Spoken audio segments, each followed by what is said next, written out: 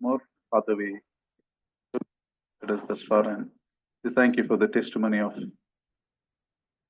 Mahesh, what he shared about Hadassah. Lord, truly in eternity, we will be able to understand the ways you have protected us.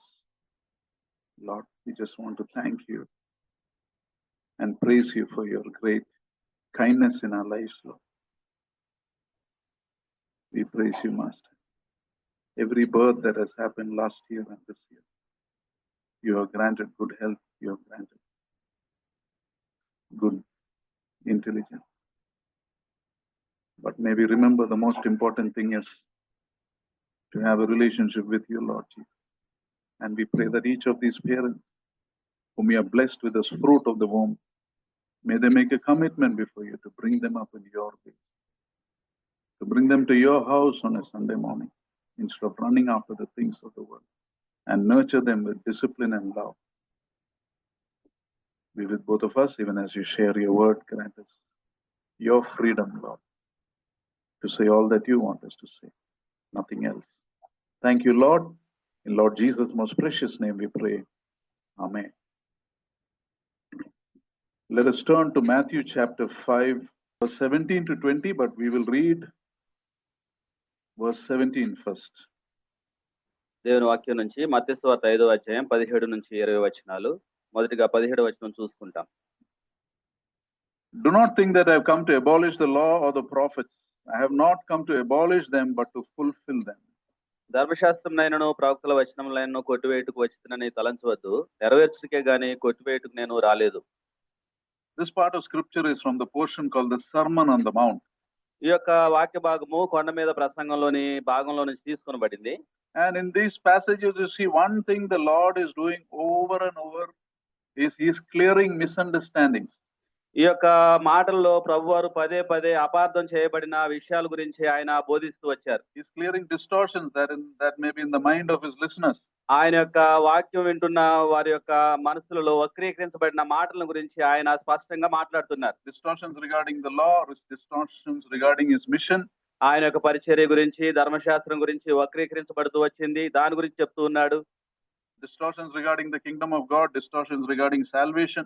దేవుని రాజ్యం వక్రీకరించబడటము, రక్షణ వక్రీకరించబడటము గురించి ఆయన మాట్లాడుతూ వచ్చారు. And in these verses, Matthew 5:17 to 20, the Lord is clearing away 3 misunderstandings or distortions. ఈ యొక్క 17 నుంచి 20 వచనాలు 4 వచనాల్లో ప్రభువారు వక్రీకరించబడిన 3 విషయాల్ని స్పష్టంగా వివరిస్తూ ఉన్నారు. The first is in the verse we read. మొదటిగా మనం చదివిన వచనము, I have not come to abolish the law, but to fulfill them.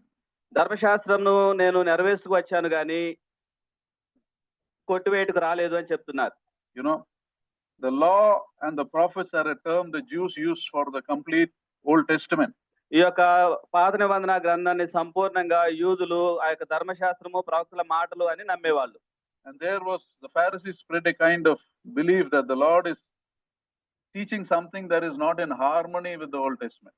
అయితే ఈ యొక్క పరిసయ్యులు పాత నిబంధన గ్రంథానికి సరిపోయే విధంగా వాళ్ళు బోధించే వాళ్ళు కాదు, దానికి వేరుగా వాళ్ళు బోధించేవాళ్ళు. No, they were preaching that the Lord is preaching what is not in harmony. పాత నిబంధన గ్రంథానికి వ్యతిరేకంగా యేసుప్రభు మాట్లాడుతున్నారని పరిసయ్యులు బోధిస్తూ వచ్చారు. So the Lord is clearing that doubt. కాబట్టి ఇప్పుడు మనుషుల యొక్క హృదయాలలో ఉన్న ఆ సందేహాల్ని ప్రభువారు నివృత్తి చేస్తూ ఉన్నారు. He's saying, I have not come to remove the Old Testament. The Old Testament is pointing to me. కాబట్టి ధర్మశాస్త్రాన్ని కొట్టివేయటానికి రాలేదు కానీ ధర్మశాస్త్రం సూచిస్తూ ఉన్న ధర్మశాస్త్రం నన్ను సూచిస్తూ ఉంది, దాన్ని నేను నెరవేరుస్తూ ఉన్నానని చెప్తున్నాడు. You know, the Lord came on earth to accomplish the whole will of the Old Testament. The purpose of God found in the Old Testament. కాబట్టి పాత నిబంధన గ్రంథంలో ఉన్న దేవుని యొక్క సంపూర్ణ ఉద్దేశాన్ని, సంపూర్ణ చిత్తాన్ని నెరవేర్చడానికి వచ్చానని ప్రభువారు చెప్తూ ఉన్నారు. In other words, with the coming of the Lord, the New Testament has become a more glorious book because new meanings have come. You're able to understand it in a much better way. మరొక విధంగా చెప్పాలంటే యేసు ప్రభువారి యొక్క రాకడ పాత నిబంధన గ్రంథాన్ని మహిమాన్వితంగా అర్థం చేసుకోవడానికి, నెరవేర్చబడటానికి రుజువుగా ఉంది. You read the book of Hebrews, you see some ways the Lord Jesus fulfills the Old Testament. ఆ హెబ్రీ గ్రంథం మనం చదివినట్లయితే యేసు ప్రభువారు ఏ విధంగా పాత నిబంధన గ్రంథాన్ని నెరవేరుస్తూ వచ్చారు అనేక వచనాలు అక్కడ రాయబడ్డాయి. So that is the first distortion. The Lord did not come to abolish the law, but to fulfill the law. in its completeness. కాబట్టి పరిసయ్యులు వక్రీకరించబడిన ఆ ధర్మశాస్త్రాన్ని కొట్టివేయడానికి వచ్చానని ప్రభువారు తలంచవద్దని చెప్తూ ఉన్నారు, కానీ దాన్ని నెరవేర్చడానికి వచ్చానని ప్రభువారు చెప్తూ ఉన్నారు. Now the second misunderstanding was, రెండవ అపార్థం చేయబడిన వచ్చిన మాటలు ఏంటంటే, salvation is made possible by lowering the standards of the law.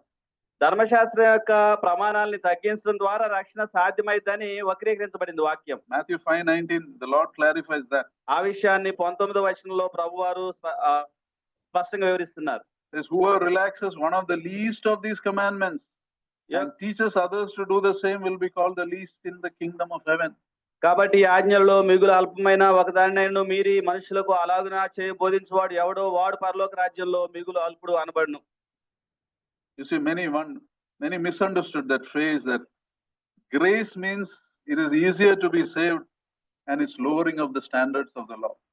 చాలా మంది ఏమనుకున్నారంటే కృప వలన తేలిగ్గా రక్షించబడవచ్చు, ధర్మశాస్త్రం యొక్క ఆజ్ఞల్ని కొంత పాటించకపోయినా ఏం కాదు అన్నట్లుగా వాళ్ళు అనుకున్నారు. So that is completely wrong. అయితే అది సంపూర్ణంగా ఎంత తప్పుగా ఉంది. Being under grace is a far stricter standard. ఎందుకనంటే ఇంకా మరి ఎక్కువైన ఖచ్చితమైన ఆజ్ఞలు దేవుని చేత ఇవ్వబడుతూ వచ్చాయి. You know, it is so strict that you cannot reach those standards without depending on God's grace. కాబట్టి దేవుని యొక్క కృప మీద ఆధారపడకుంటే తప్ప ఆ యొక్క ఆజ్ఞల్ని నెరవేర్చడం ఎంతో అసాధ్యం. You know, previously murder was considered the sin. Here the Lord is saying, even harboring hatred in your heart is equal to murder. ఇంతకు ముందు నరహత్య చేయటం పాపంగా చెప్పబడింది, అయితే ఇప్పుడు హృదయంలో ద్వేషించడం కూడా నరహత్యతో సమానమని ప్రభువారు బోధించారు. Previously adultery was considered sin, but now the Lord says even looking lustfully at a woman is equal to committing adultery. ఇప్పటి వరకు వ్యభిచారం చేయటము పాపంగా చెప్పబడింది, కానీ హృదయంలో మోహపు చూపు కలిగి ఉండటం కూడా పాపమే అని ప్రభువారు బోధిస్తూ వచ్చారు. You see, salvation is not lowering the standards, it is increasing the standards. కాబట్టి ప్రమాణాలని కింది స్థాయికి తీసుకురావటం రక్షణ కాదు, కానీ ప్రమాణాలని చేరుకోవటం, ఉన్నత ప్రమాణాలను చేరుకోవటమే రక్షణగా ఉంది. Standard of the law. ధర్మశాస్త్రం. You know, in fact, the Lord Jesus is telling this is the real standard of God.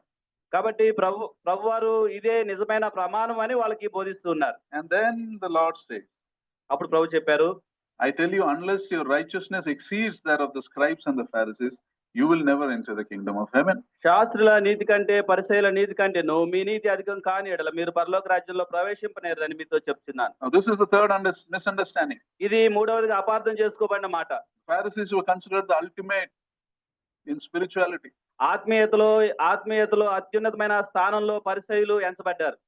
And the Lord is teaching his followers, the standard of your righteousness must be higher than their righteousness. కాబట్టి ఇప్పుడు ప్రభు యొక్క మాటలు వింటున్న వారితో ప్రభు వారు చెప్తూ ఉన్నారు, ఆ పరిసయ్యుల నీతి కంటే మరి ఎక్కువ నీతి మీరు కలిగి ఉండాలి అని ప్రభు బోధించారు. The Lord is saying, in other words, the Lord is saying the Pharisees, by and large, they are not going to heaven.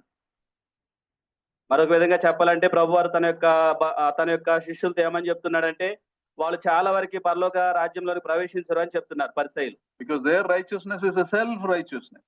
ఎందుకంటే వాళ్ళు కలిగి ఉన్న నీతి స్వనీతిగా ఎంచబడింది. And for self-righteousness, the Bible says it's like filthy rags before God. ఈ యొక్క స్వనీతి మురికి గుడ్డలు వంటిదని దేవుని వాక్యం బోధిస్తుంది.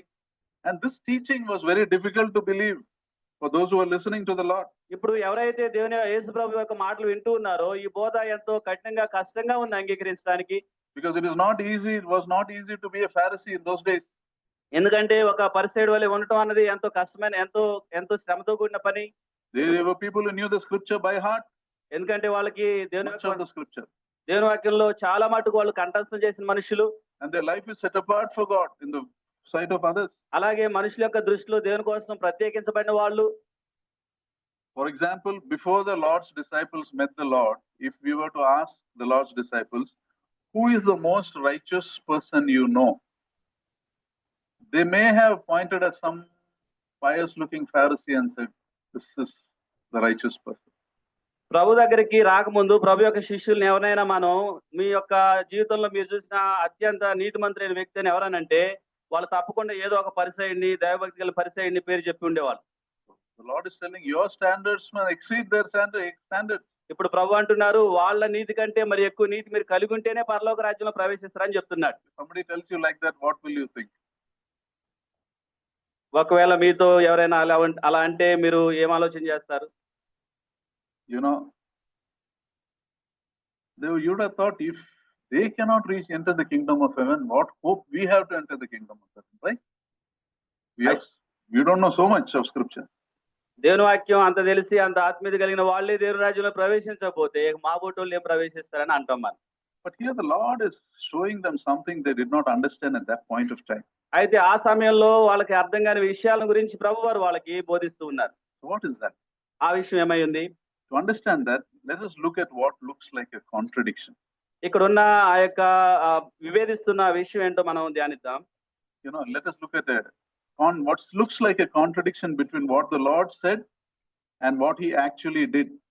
ప్రభువారు ఆ యొక్క సహజంగా జరిగిస్తున్న దానికి ఆయన బోధిస్తున్న దానికి ఉన్న ఆ విభేదించే విషయాన్ని మనం ధ్యానిద్దాం. For example, remember the Lord said here, I have not come to abolish the law but to fulfill them. ప్రభు ఏం చెప్పారంటే ధర్మశాస్త్రాన్ని కొట్టివేయడానికి నేను రాలేదు, దాన్ని నెరవేర్చడానికి వచ్చానని చెప్పారు. But when we look in the New Testament, అయితే కొత్త నిబంధన చూసినప్పుడు you see the Lord himself broke so many rules, right? అనేకమైన నియమాలని, పాత నిబంధన ఇచ్చిన నియమాలని ఆయన ఉల్లంఘించినట్లుగా మనకు కనిపిస్తాడు. He did not observe the hand washing that the Pharisees observed. పరిసయ్యులు చేసినట్లుగా చేతులు శుభ్రం చేసుకోలేదు భోజనానికి ముందు. He healed the sick on a Sabbath when the law forbid healing on a Sabbath. అలాగే ధర్మశాస్త్రము చేయొద్దని చెప్పిన ఆ యొక్క స్వస్థతని ప్రభువారు సబ్బాత్ దినం జరిగించారు. And finally the Lord was condemned and crucified as a lawbreaker. కాబట్టి ఆ ధర్మశాస్త్రాన్ని ఉల్లంఘించిన కారణాన్ని బట్టి ఆయన సిలువ వేయబడినట్టుగా కూడా కనిపిస్తూ ఉంది. So how do you reconcile this contradiction between what the Lord said and what he actually did? కాబట్టి ప్రభు చెప్పేదానికను ఆయన జరిగించిన దానికి వీటన్నిటిని మనం ఎలా సమతూకం చేసుకోగలం? The answer is, here we have to understand, the Lord is not speaking of man-made rules. He is speaking of the law of God. దేవుడు ఇక్కడ ప్రభు మాట్లాడుతూ ఉన్నది దేవుడిచ్చిన ధర్మశాస్త్రం గురించి కానీ మనుషుల యొక్క పారంపర్యాచారాల గురించి ఆయన మాట్లాడుతూ. The Pharisees had made hundreds of rules from the Mosaic law, the Torah. They made hundreds. They made actually, they say about 613 man-made rules from the law. ఈ యొక్క పరిసయ్యులు వాళ్ళ మనుషుల యొక్క జ్ఞానం మీద ఆధారపడి 613 మనుషుల యొక్క నియమాలను వాళ్ళు దానికి జత చేస్తూ వచ్చారు, రాస్తూ వచ్చారు. For example, the man-made rules for Sabbath was you shouldn't walk for more than such a distance. వాళ్ళు చేసిన ఒక మానవ నియమం ఏంటంటే సబ్బాత్ దినమున కొన్ని మీటర్ల దూరం కంటే ఎక్కువ నడవకూడదని చెప్పారు. Again, they said if your house catches fire on a Sabbath, you shouldn't take any clothes. Only what you're wearing you should take. అలాగే సబ్బాత్ దినమున నీ ఇల్లు కాలిపోతూ ఉన్నట్లయితే నువ్వు ధరించుకున్న వాటిని మాత్రమే నువ్వు కలిగి ఉండాలి, ఇక వేరే వాటిని ఏది కూడా నువ్వు ముట్టుకోకూడదని చెప్పారు. If you want another set, you must remove this and then go into the house and wear another set and come. వాళ్ళు చెప్పింది ఏంటంటే ఒకవేళ నువ్వు కాపాడాలనుకుంటే ఆ బట్టలు తీసివేసి లోపలికి వెళ్ళి మళ్ళీ వచ్చినప్పుడు కొత్త బట్టలు వేసుకొని రావాలని చెప్పారు. Second, they said you should not eat eggs laid on a Sabbath. The hen has worked, no, so you should not eat those eggs. Sabbath దినమున పెట్టబడిన గుడ్లు తినకూడదని చెప్పారు. And added to that, they made hundreds of rules. ఇటువంటివన్నీ కూడా వాళ్ళు జత చేస్తూ వచ్చారు. The Lord is not speaking of obeying those rules. He's saying, I have come to keep the commands of God. కాబట్టి ప్రభువారు ఈ యొక్క మానవ నియమాలని పాటించిన అవసరం లేదని చెప్తూ ఉన్నారు. అలాగే దేవుని యొక్క ఆజ్ఞలు పాటించాలని ప్రభువారు బోధిస్తున్నారు. So when we look at the 10 commandments, the whole of 10 commandments can be summed up into 2 divisions. 10 యొక్క ఆజ్ఞలు మనం చూసినట్లయితే వాటిని 10ని 2 గ్రూపులుగా మనం విభజించవచ్చు. One is reverence, second is respect. మొదటిగా కలిగి ఉండవలసిన భయభక్తులు, రెండోదిగా చూపించవలసిన గౌరవం. Reverence for God, reverence for the name of God, and reverence for God's day. దేవుని కొరకు, దేవుని యొక్క నామం కొరకు, దేవుని యొక్క విశ్రాంతి దినం కొరకు చూపించవలసిన భయభక్తులు. Second is respect for parents, respect for life. రెండోదిగా గౌరవము, దేవుడిచ్చిన తల్లిదండ్రులు, దేవుడిచ్చిన జీవితం పట్ల గౌరవం. Respect for property. దేవుడిచ్చిన విషయాల పట్ల గౌరవం. Respect for another person's good name. ఇతరుల యొక్క మంచి పేరుని బట్టి గౌరవించడం. Respect for truth. సత్యాన్ని గౌరవించడం.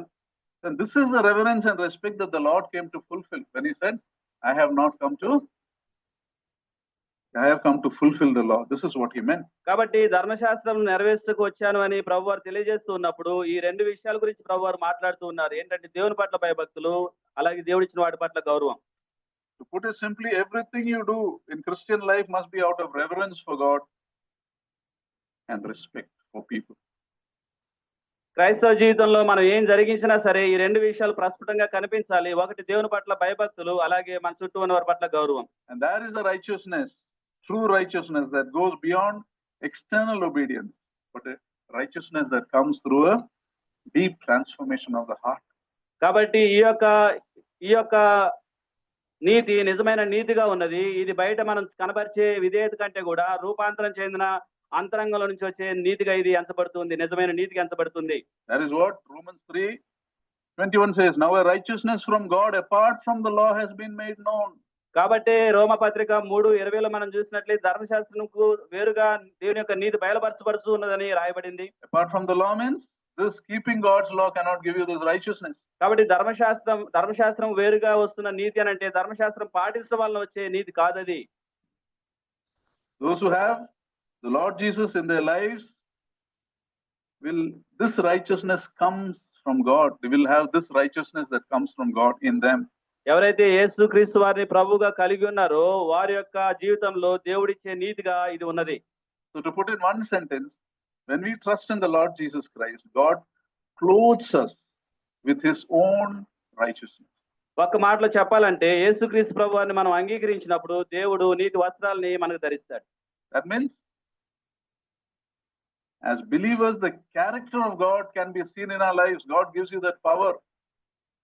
అంటే విశ్వాసులంగా దేవుని యొక్క లక్షణాన్ని ఆ యొక్క నీతి ద్వారా మనం కనబరుస్తాం. And that must be at least seen in small ways in our life. కనీసం చిన్న చిన్న విషయాల్లోనైనా దేవుని యొక్క నీతి ఒక గుణలక్షణంగా మన జీవితాల్లో కనిపిస్తుంది. And that is the most important lesson in today's message. కాబట్టి నేటి సందేశంలో ఇది ప్రాముఖ్యమైన విషయంగా ఉంది. Do you realize that God's righteousness is in you? నీ జీవితంలో దేవుని యొక్క నీతిని నువ్వు గ్రహించుకున్నావా? God has given his righteousness and believers must display that. It will come naturally. విశ్వాసులకి దేవుడు తన యొక్క నీతిని అనుగ్రహించాడు. ఆ యొక్క నీతిని విశ్వాసులు సహజంగా వారి యొక్క జీవితంలో కనబరిచే వారిగా ఉండాలి. This is important to understand because there are many differences, similarities between true believers and false believers.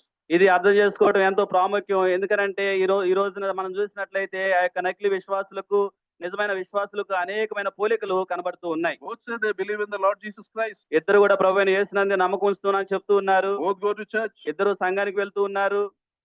Both hear the word of God. ఇద్దరు దేవుని వాక్యం వినేవారిగా ఉన్నారు. Both believe in the second coming. ఇద్దరు దేవుని యొక్క రాకడలో విశ్వాసం ఉంచుతూ ఉన్నారు. But only true belief is going to take you to heaven. అయితే నిజమైన విశ్వాసమే పరలోకమునకు చేర్చేదిగా ఉంది. And one of the important signs of true faith is the righteousness it produces in the believer.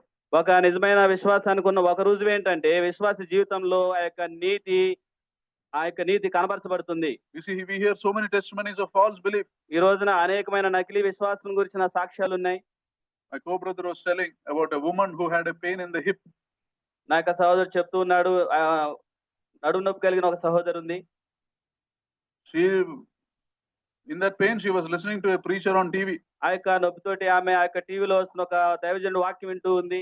And that person said, keep your hand, there is somebody here who's having a pain on the hip. Keep your hand there and the pain will go away.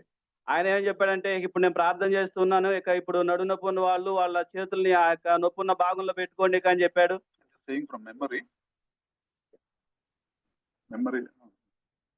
And she placed her hand and she got healed. ఆయన ఎప్పుడైతే ప్రార్థన చేశాడో ఆమె స్వస్థపరచబడింది.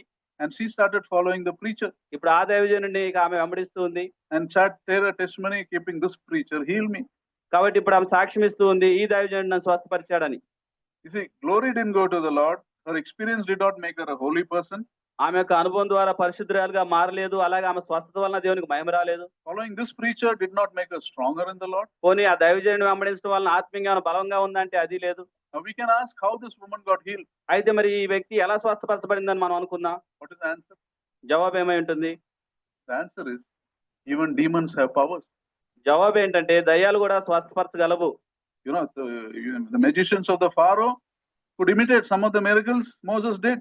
ఫరో యొక్క ఆస్థానంలో ఉన్న మంత్రగాళ్ళు కూడా మోషే చేసిన అద్భుతాలు చేశారు వాళ్ళు. But they came to a point where they could do no more. They said, this is the hand of God. అయితే ఒక స్థాయికి వచ్చేసరికి ఇక వాళ్ళు చేతులు ఎత్తేసారు, ఇది దేవుని వేలు, దేవుని చేయి అని చెప్పారు వాళ్ళు. We shouldn't get impressed. The Bible tells clearly in Matthew 7:22 onwards. కాబట్టి you will say, I've healed in your name, but I never knew you, the Lord is going to say.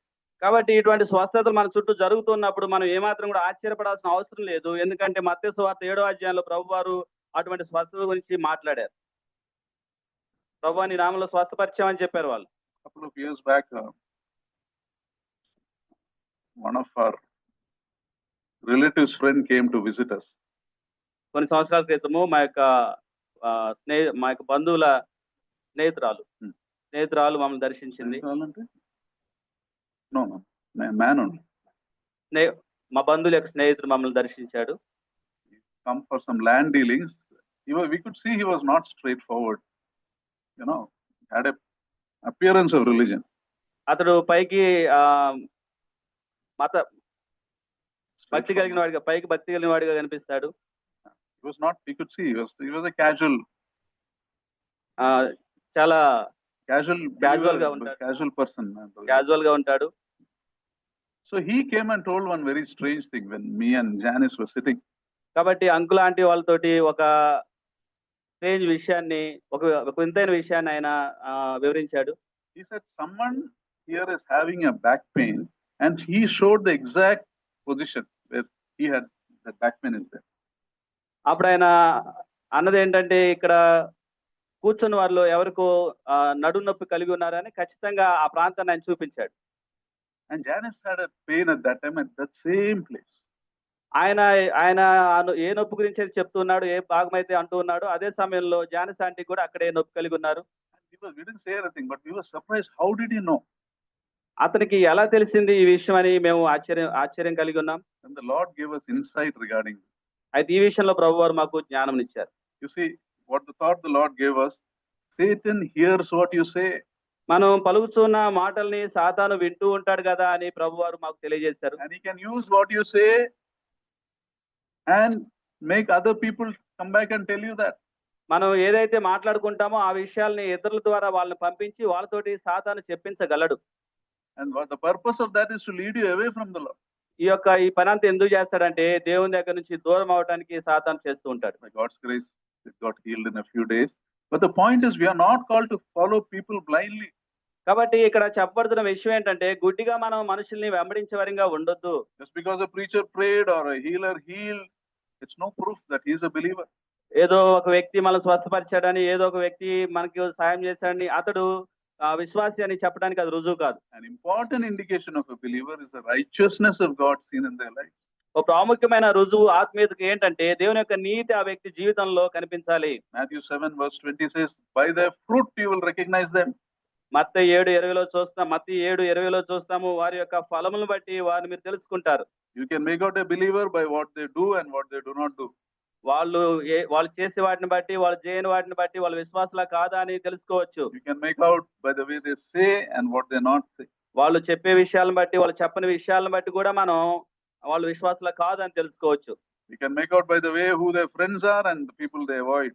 వాళ్ళ యొక్క స్నేహితులను బట్టి, లేదంటే వాళ్ళు ఎవరినైతే స్నేహితులుగా కలిగి ఉండరో దాన్ని బట్టి కూడా వాళ్ళు విశ్వాసులు కాదో తెలుసుకోవచ్చు. This righteousness comes when you are committed in following the Lord Jesus. ప్రభు అయిన యేసుక్రీస్తు వారిని వెంబడించాలని సమర్పణ కలిగినప్పుడు ఈ యొక్క నీతి నీ జీవితంలో కనిపిస్తుంది.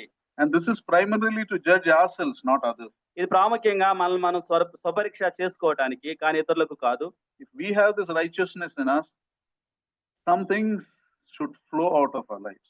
ఈ యొక్క దేవుని నీతిని మన యొక్క జీవితంలో కలిగి ఉన్నప్పుడు తప్పకుండా మన యొక్క జీవితంలో నుంచి కొన్ని ఫలాలు, కొన్ని ఆశీర్వాదాలు పొర్లుతూ ఉంటాయి. First thing is, I'll mention 4 things about this righteousness. One is an internal purity.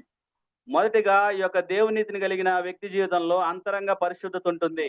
You are not externally following something, but you want to internally honor God. In your thought life, you are aware God is listening.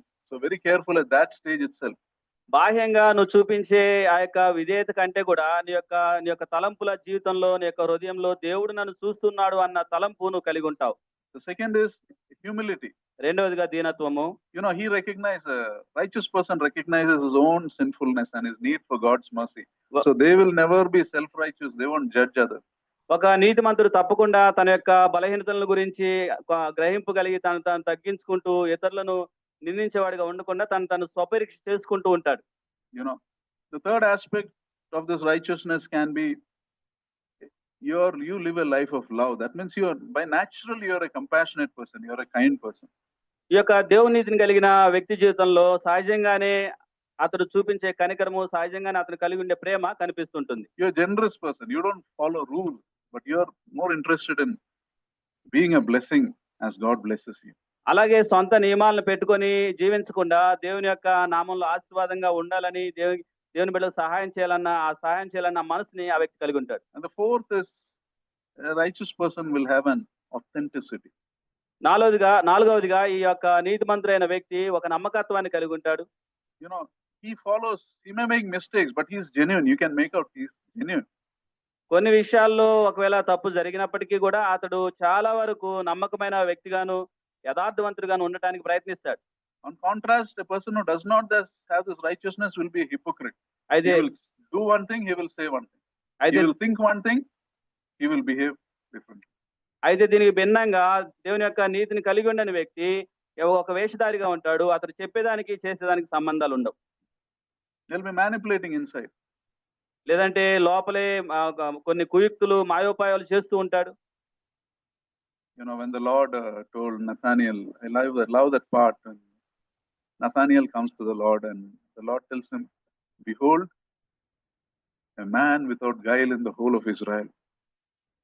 ఆ యొక్క యోహాను సువార్తలో మనం చూసినప్పుడు నతనీయేలు గురించి ప్రభువు చెప్పిన నిజంగా ఇతడు నిజమైన ఇశ్రాయేలు కపటం లేదు. నిజంగా ఇతడు కపటం లేని ఇశ్రాయేలీయుడు అని చెప్పాడు. You know, Nathaniel had just criticized. He said, can anything come good out of Nazareth? అప్పుడే ఒక క్షణం ముందే నతనీయేలు ఏం చెప్పాడంటే గలిలయ నుంచి ఏదైనా మంచి రాగలదా అని చెప్పాడు. మంచి ఏదైనా రాగలదా, నజరేతు నుంచి మంచి ఏదైనా రాగలదని చెప్పాడు. You see, he was just open. He was telling, and the Lord appreciated that. తను యథార్థంగా ఆ మాటలు పలికాడు కాబట్టి ప్రభు ఆ యొక్క వైఖరిని మెచ్చుకున్నాడు. You know, this one important mark of righteousness. You will be an authentic person. You won't live a double life. కాబట్టి రెండు నాలుకల ధోరణి కాకుండా ఒక యథార్థమైన నమ్మకత్వం కలిగిన వ్యక్తిగా ఈ యొక్క నీతిమంతుడైన వ్యక్తి ఉంటాడు. You know, and without this righteousness of God, we will never enter the kingdom of heaven. దేవుని యొక్క నీతి మనం కలిగి లేకుండా ఏమాత్రం కూడా దేవుని రాజ్యంలోనికి ప్రవేశించలేము. Like the Pharisees. పరిసయ్యుల వలె. They had all the knowledge. They were teachers for the people. వాళ్ళకి ఎంతో జ్ఞానం ఉంది. వాళ్ళు మనుషులకు బోధించేవారిగా ఉన్నారు. They knew much of the law by heart. అలాగే ధర్మశాస్త్రం ఎంతో కంఠస్థం చేసిన మనుషులు. But missed the Savior. అయితే రక్షకుణ్ణి వాళ్ళు కోల్పోయారు. You see, this is a scary warning for each one of us. If we are not growing in this righteousness, then our belief can be a false belief. ఈ యొక్క దేవుని నీతిలో మనం ఎదగని వారిగా ఉన్నట్లయితే మన యొక్క విశ్వాసము నకిలీ విశ్వాసము. కాబట్టి ఇది ఎంతో భయంకరమైన హెచ్చరికగా మనకుంది. And if a belief is a false belief, then there is a terrible eternity waiting. మన యొక్క విశ్వాసము నకిలీ విశ్వాసమైనట్లయితే గొప్ప భయంకరమైన నరకం మన కోసం ఎదురు చూస్తూ ఉంది. That is what Matthew 7:19 says. Every tree that does not bear good fruit will be cut down and thrown into the fire. మత్తయి 7:19లో చెప్పబడింది, మంచి ఫలములు ఫలించిన ప్రతి చెట్టు కూడా నరికివేయబడి అగ్నిలో కాల్చివేయబడుతుంది. And as believers, we have to make sure this righteousness is there in our life. కాబట్టి విశ్వాసంగా ఈ యొక్క దేవుని నీతిని మనం కలిగి ఉన్న మన జీవితంలోని పరీక్షించుకోవాల్సిన వారమై ఉన్నాం. And this is a righteousness that turns you from a fearful and worrying person to a confident person. కాబట్టి ఈ యొక్క దేవుని నీతి భయపడే ఒక వ్యక్తిని తన యొక్క భయం నుంచి, పిరికితనం నుంచి గొప్ప నమ్మకం కలిగిన వ్యక్తిగా మార్చివేస్తుంది. You know, one sister writes like this. ఒక సహోదరి విధంగా రాస్తూ వచ్చింది. She was battling a type of anxiety. ఒక నిరుత్సాహంతో ఆమె పోరాడుతూ ఉంది, బాధపడుతూ ఉంది. She was haunted with the feeling that something bad is going to happen to her. Every time that is the way of thinking. ప్రతి క్షణం కూడా ఈ యొక్క సహోదరి నాకు ఏదో చెడు, ఏదో నష్టం జరగబోతూ ఉందని భయపడుతూ ఉండేది. Will some serious illness come or someone close to me may die? That was a fear continuously. నాకు ఏదో నా యొక్క సమీప బంధువు చనిపోబోతూ ఉన్నాడు, ఏదో కీడు జరగబోతుందని భయపడుతూ ఉండేది. When she gets a call, she will expect the worst. ఎప్పుడైనా ఎవరైనా ఏదైనా ఫోన్ కాల్ వస్తే నాకు ఏదో గొప్ప ప్రమాదం పొంచి ఉందని అనుకునేది. She lived with a constant fear of bad news. ఎప్పుడు కూడా చెడ్డ సమాచారం గురించిన భయం ఆమె కలిగి ఉండేది. Anxiety, worry used to fill her mind. ఆమె యొక్క మనసు అంతా కూడా ఆ యొక్క నిరుత్సాహము, నిరాశ, భయము నింపివేసేవి. But slowly she started seeking the Lord. అయితే ఆమె నెమ్మదిగా దేవుని వెతకటం ప్రారంభించింది. She was especially inspired by Psalm 34:4. ప్రాముఖ్యంగా కీర్తన 34:4 చదువుకున్న తర్వాత ఆమె దేవుని వెతకటం నెమ్మదిగా ప్రారంభించింది. Psalm 34:4 says, I sought the Lord and he answered me. He delivered me from all my fears. నేను యెహోవా యొద్ద విచారణ చేయగా ఆయన నాకు ఉత్తరం ఇచ్చెను. నాకు కలిగిన భయములన్నిటిలో నుండి ఆయన నన్ను తప్పించెను. You know, today she says, after many years I look back at my worries and fears I used to have.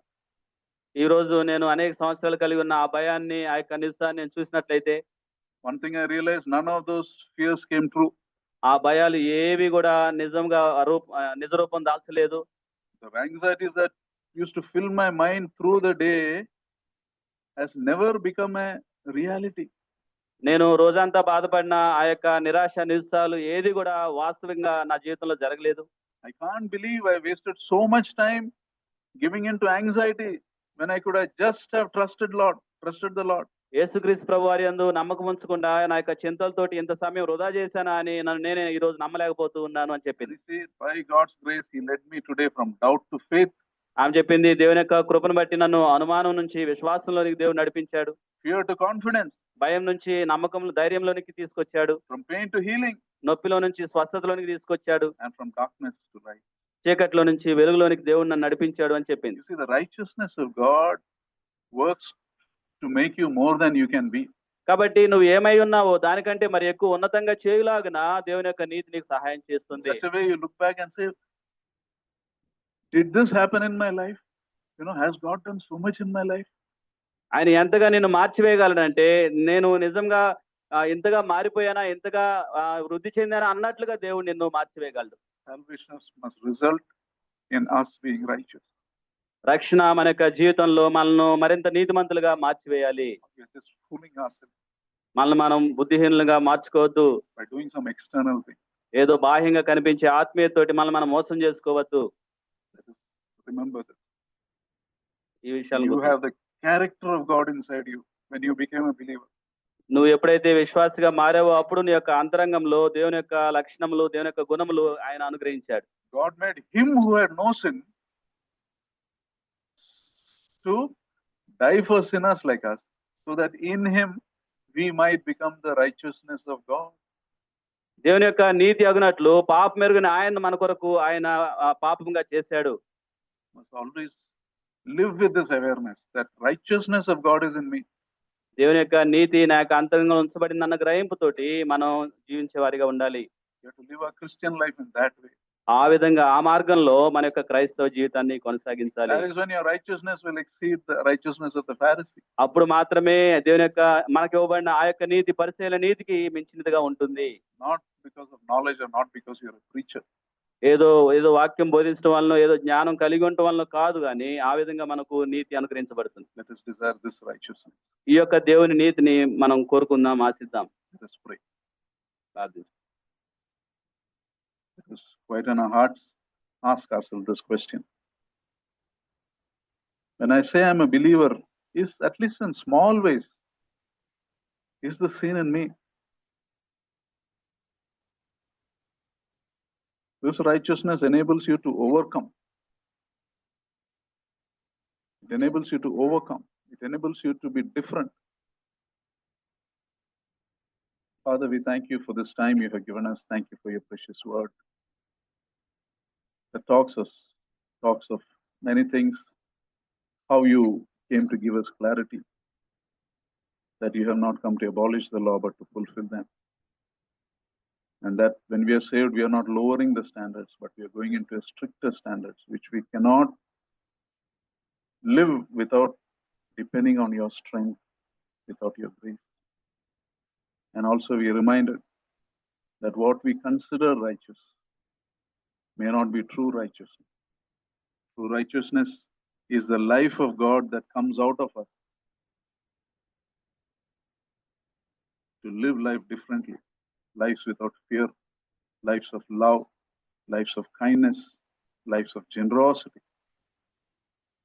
lives of forgiveness. May we live that life, Lord, as believers, as those who call themselves believers. Lead us and guide us, Master. In Lord Jesus' most precious name we pray. Amen. Now to him who is able to keep you from falling and to present you before his glorious presence without fault and with great joy, to the only God our Savior, be glory, majesty, power, and authority through Jesus Christ our Lord before all ages, now and forevermore. Amen. Thank you. God bless you.